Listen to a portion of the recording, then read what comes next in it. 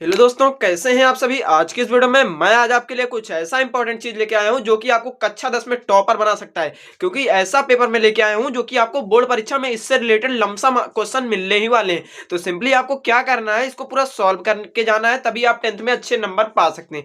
क्योंकि यह पेपर जो है विद्या मंदिर का पेपर है, जो कि आपके लिए मोस्ट इंपॉर्टेंट होने वाला है। क्योंकि विद्या मंदिर जो है बहुत सोच समझ के पेपर बनाता है, जैसे बनाता है आपका वैसे रिलेटेड जो है बोर्ड परीक्षा में आपको देखने को मिल जाता है। इसमें से आपके कई क्वेश्चन आपको बोर्ड परीक्षा में देखने को मिल सकते हैं। तो चलिए पेपर को शुरू करते हैं। पेपर में हम पूरा एमसीक्यू सॉल्व करने वाले हैं, उसके बाद आपको मैं पूरा बताने वाला हूं कैसे आपका जो है आपका रीडिंग वाला सेक्शन करना है। तो सिंपली चलिए पेपर को शुरू करते हैं। पेपर आपके लिए मोस्ट इंपॉर्टेंट होने वाला है। तो शुरू करते हैं। ये दो सेकंड प्री बोर्ड पेपर है जो कि विद्या मंदिर करा रहा है। पहली बार भी उसने कराया था, दूसरी बार इस समय करा रहा है। दूसरी बार करा रहा है ताकि छात्रों को आसानी हो बोर्ड परीक्षा करने के लिए। तो चलिए पेपर को शुरू करते हैं। ये देख सकते हैं इस प्रकार से आपको सिंपली जो है बोर्ड परीक्षा में भी इसी प्रकार से मिलने वाला है कि सेक्शन ए में आपको सबसे पहला क्वेश्चन जो मिलेगा आपको अनसीन पैसेज मिलने वाली है। तो सिंपली इसमें अनसीन पैसेज में आपको ये पूरा अनसीन पैसेज आपको नहीं पढ़ना होता है। पहले आप क्वेश्चन पढ़ेंगे कि हु वाज सुभाष चंद्र बोस। सुभाष चंद्र बोस कौन थे। तो सिंपली यहाँ पे सुभाष चंद्र बोस से आगे ही आपको लाइन मिल जाएगा Subhash Chandra Bose was a great leader.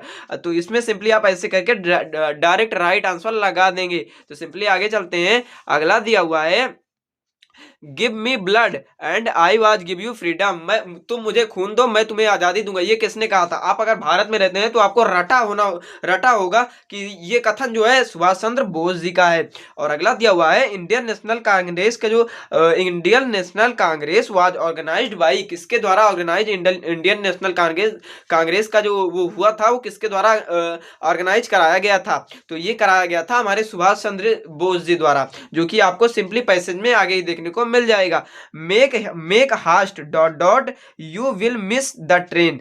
You यानी make haste otherwise you will miss the train. तो सिंपली आपका ये बी वाला राइट आंसर हो जाएगा। अगला दिया हुआ है my shoes are made dot dot leather. तो इसमें सिंपली आपको क्या करना है, इसमें आपका जो राइट आंसर होने वाला है वो होने वाला है फ्रॉम। क्योंकि जो आपका शूज होता है वो लेदर से बना होता है, लेदर के द्वारा नहीं बना होता है। बाई नहीं होगा आपका इसमें फ्रॉम होगा, लेदर से बना होता है। और अगला दिया हुआ है the adjective form of glory. Glory का एडजेक्टिव फॉर्म क्या है। जब आप कोई भी जो है स्टैंजा आप पढ़ते होंगे कहीं पर भी, तो आपको सिंपली जो आपको एडजेक्टिव फॉर्म में मिलता है वो ग्लोरियस मिलता है। और अगला दिया हुआ है इसको आपको रीअरेंज करना है। तो रीअरेंज करने के लिए इस प्रकार से आपको दिया हुआ है, ये बहुत कंफ्यूजिंग सा है। तो इसमें सिंपली आपको क्या करना है, इसमें पहले पूरा आपको पढ़ना है। तो सिंपली आप पहले इसमें देखें क्वेश्चन मार्क आपको नहीं दिखा तो आप सब्जेक्ट की ओर जाएंगे। सब्जेक्ट आपका बी है तो इसमें सब में बी मिल रहा है। उसके बाद आता है आपका आता है क्रिया। तो लब आपका ये आ गया।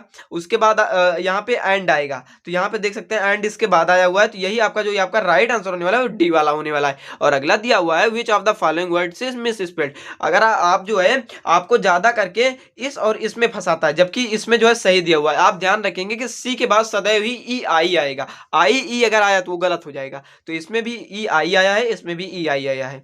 और इसमें देख सकते हैं अचीव की स्पेलिंग भी सही है, ACHI ई भी, ये सही है आपका।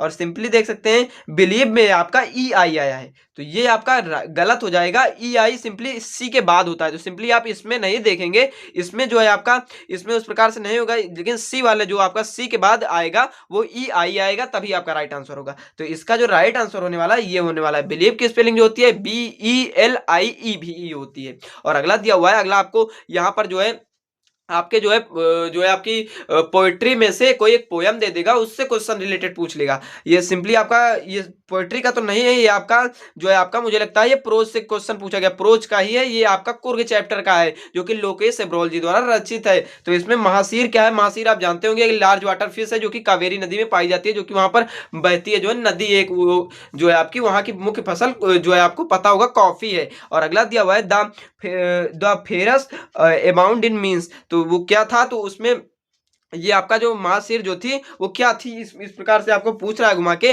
तो वो जो थी लार्ज नंबर में आपको वहां पे रहती थी, बहुत मात्रा में वो मछली यहाँ पे पाई जाती थी। तो सिंपली ए आपका राइट आंसर हो जाएगा। और अगला दिया हुआ है कि विच party did Mandela join. Mandela ने कौन सी पार्टी को ज्वाइन किया था। तो उन्होंने इंडियन नेशनल कांग्रेस को, इंडियन से मतलब नहीं क्योंकि वो साउथ अफ्रीका में रहते। तो ये तो आपको पहले गलत हो जाएगा। नेशनल अफ्रीकन पार्टी, तो नेशनल जो है अफ्रीकन पार्टी भी नहीं थी, ये भी नहीं है, आपका कांग्रेस करके पार्टी थी। और अगला दिया हुआ he did not join any party, तो उन्होंने पार्टी एक ज्वाइन की थी जो कि आपकी अफ्रीकन नेशनल कांग्रेस की पार्टी है। अगला दिया हुआ है baker and his family were, baker और उसकी फैमिली क्या कैसे थे, बहुत अमीर थे, बहुत गरीब थे, हमेशा खुश रहा करते थे। तो ये तीनों में से आपका राइट आंसर नहीं होगा, ये आपका होगा क्वाइट मिजरेबल। और अगला दिया हुआ है the narrator was only plane she could see on, उसने क्या देखा था, तो उसने जो देखा था वो एक रडार जैसी प्लेन देखी थी, वो जो आपकी ब्लैक एरोप्लेन वाले चैप्टर का है आपका। और अगला दिया हुआ है ये इस प्रकार से मैंने आपको बताया था कि आपका पोएट्री से एक जो है पोयम आएगी, उसमें से आपको एक जो है पोएट का नाम पूछ सकता है, दोनों के दोनों क्वेश्चन उसी में से या फिर पूछ सकता है। तो सिंपली आपको दो क्वेश्चन पूछे गए हैं जो कि स्टैंजा से हैं। पहला पूछा आपको पोएट, पोएट ये आपका देख रहे होंगे यहाँ पे फॉग लिखा है, फॉग चैप्टर के ये है। तो फॉग चैप्टर के जो है आपके राइटर जो है यानी पोएट जो है आपके कार्ल सैंडबर्ग जी हैं, तो सिंपली आप ऐसे कार्ल सैंडबर्ग लगा देंगे। और अगला दिया हुआ है कि द फॉग कम्स, फॉग कब आती है, तो फॉग कैसे आती है, तो वो आती है लाउडली यानी आवाज करते हुए आती है, हास्टली आती है, या साइलेंटली यानी चुपचाप से आती है, या स्लोली यानी धीमे धीमे आती है। तो आपके सिंपली इसमें आप स्टेंजा में ढूंढेंगे तो आपको ये साइलेंटली मिल रहा है, तो इसका आपका राइट आंसर साइलेंटली हो जाएगा। और अगला दिया हुआ है the 20th century was often called the era, era of the, era क्या था, तो ये बताना, ये आपका रेडियो था दोस्तों। और अगला दिया हुआ है which was the Ramlal eldest daughter, Ramlal की जो है आपकी 4 डॉटर्स थी, राधा, मंगला, चंपा, सुरेखा। तो राधा सबसे बड़ी बेटी का नाम था, जबकि जो आपकी सबसे तो राधा आपकी सबसे उसकी जो है रामलाल की सबसे बड़ी बेटी का नाम था, सबसे छोटी बेटी का नाम सुलेखा था। तो इसमें एल्डेस्ट पूछ रहा है, तो एल्डेस्ट पूछ रहा है, तो इसमें आप सिंपली जो लगाएंगे राधा लगाएंगे। और अगला दिया हुआ है मिसेस लॉयजल, जिसका नाम आपका मटिल्डा था, तो उसका मिसेस लॉयजल यानी लॉयजल उसका पति था, तो इसे मिसल लॉयजल जो है बुलाया जाता है उसको, यानी मटिल्डा को। वांट टू मम्मी फॉरेस्टर, जो उसकी फ्रेंड थी, उससे क्या लेने गई थी, तो एक नेकलेस लेने गई थी। और अगला दिया हुआ dot dot encouraged Ebright in his interest in learning, उनको जो है पढ़ने में किसने जो है आपको यानी उनको किसने पढ़ने में प्रोत्साहित किया, तो एक प्रकार से उनको प्रोत्साहन, उनके जब वो 3rd क्लास में थे तो उनके पिताजी का देहांत हो गया, तो सिंपली उनको प्रोत्साहन करने का कार्य उनकी माताजी ने किया था। और अगला दिया हुआ है where did Griffin stay at Iping, तो इसमें आपका सराय हो जाएगा, तो सराय में हो गया था। और अगले आगे चलते हैं, अब आपका जो आपका पहला नंबर क्वेश्चन आएगा ये आपका आएगा अनसीन पैसे, जो कि 7 नंबर का आने वाला है, क्योंकि 7 नंबर इसमें से आपको कंफर्म होने वाले हैं दोस्तों। तो इसको आप जरूर कंफर्म करके जाइए, क्योंकि ये आपके 7 के 7 नंबर यानी 1% से भी ज्यादा बनाता है। तो इसमें जो है आपको कुछ करना नहीं होता, इसी में से आपको आंसर ढूंढ के लिखना होता है। How many daughters did king Greece have, Greece की इसकी कितनी डॉटर्स थी, तो ये देख सकते हैं यहाँ पे फर्स्ट लिखा हुआ है, यहाँ पर सेकंड लिखा हुआ है, यहाँ पर थर्ड लिखा हुआ है, तो यहाँ पे सिंपली आप थर्ड लिख देंगे, ऐसे बना के लिख देंगे there are 3 daughters did the king of Greece, तो ये आपका हो जाएगा। और अगला दिया हुआ है who was the fairest to all, इसमें आप जब ढूंढेंगे तो आपको फेयरेस्ट में ये मिल जाएगा, तो जो इसकी 3rd डॉटर थी वो आपकी फेयरेस्ट यानी बहुत ब्यूटीफुल थी, ऐसे करके आप बना के लिख देंगे। अगला दिया हुआ है what did Pharisee pray to God gods, तो इसको जब आप इसका ढूंढेंगे तो आपको यहाँ पर मिलेगा, ये देख सकते हैं fishes wept the and prayed, तो इस प्रकार से आप यहाँ से लेकर के यहाँ तक में आप ढूंढ लेंगे, मेन मेन शब्दों को बना के लिख देंगे। आप सिंपली पूरा नहीं उतारेंगे, इस तरह आप उतार लेंगे तो एग्जामिनर आपको एक ही नंबर देगा और काट लेगा। और आगे चलते हैं, अगला दिया हुआ है which of the passage means unattractive, unattractive मतलब होता है जो आपको आपकी तरफ आना ना चाहे, वही होता है अनअट्रैक्टिव, तो इसका मतलब आप लिख देंगे बना के। अगला दिया हुआ है कि आपको लेटर लिखना है अपने अंकल को कि thanking him to for birthday present sent to you, इसके बारे में लिखना है आपको। एक एप्लीकेशन लिखना है अपने प्रिंसिपल को अपने प्रिंसिपल जी को रिक्वेस्ट करते हुए कि जो ऑफर्ड सब्जेक्ट होते हैं यानी ऑप्शनल सब्जेक्ट होते हैं उनको जो है आपको बदलना है, तो उसके लिए आपको एप्लीकेशन लिखना है मुझे बदलना है।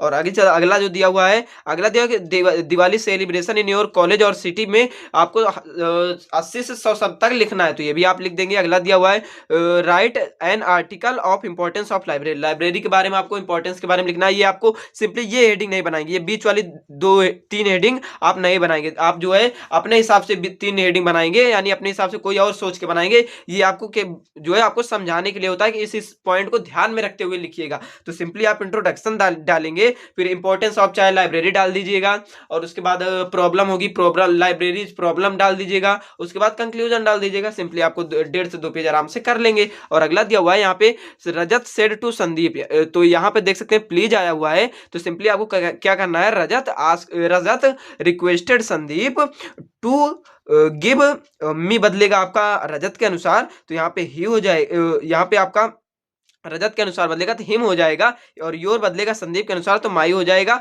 और मोबाइल फॉर 3 डेज, यानी रजत जो है requested Sandeep to give him his mobile for 3 days, ये आपका राइट आंसर हो जाएगा। और अगला दिया हुआ है do not beat the child, आपको पैसिव वॉइस में डालना है, तो इसमें आप करेंगे लेट द चाइल्ड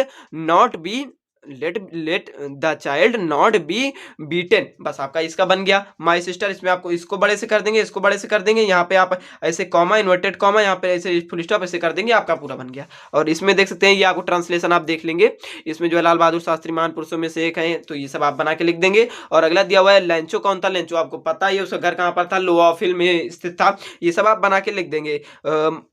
मंडेला के अनुसार कौन नहीं फ्री है, तो उनके अनुसार ना प्रिजन फ्री है, ना प्रिजनर फ्री है, ना शासक जो है फ्री है, और ना आपके जो है जनता फ्री है।